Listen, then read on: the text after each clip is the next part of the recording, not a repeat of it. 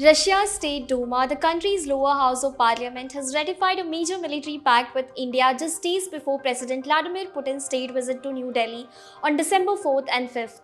Defense cooperation and ways to shield bilateral trade from US sanctions are expected to dominate Putin's meeting with Prime Minister Narendra Modi.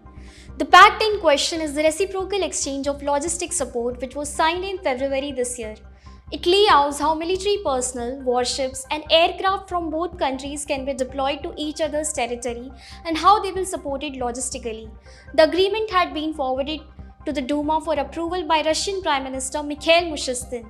During the plenary session, Speaker Vyacheslav Volodin emphasized that Russia views its relationship with India as strategic and comprehensive, and that the ratification marks another step in strengthening reciprocal cooperation between the two countries. Once in force, reciprocal exchange of logistic support will govern everything from troop movements and equipment transportation to the logistics required during joint military exercises, training missions, humanitarian operations, and disaster relief.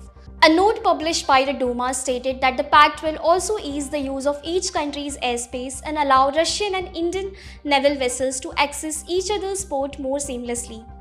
Russia's cabinet said the agreement will deepen military cooperation at multiple levels. Beyond defense, India and Russia are also moving forward on other fronts. Reports indicate that both sides have finalized an agreement to enable mobility of skilled and semi-skilled workers.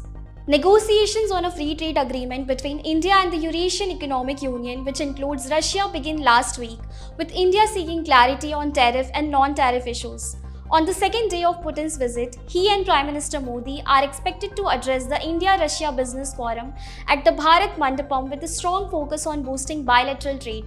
There is also the possibility of both countries formalizing a new payment mechanism, either through the use of the UAE's dirham or by integrating Russia's SPFS financial messaging system with India's RuPay network.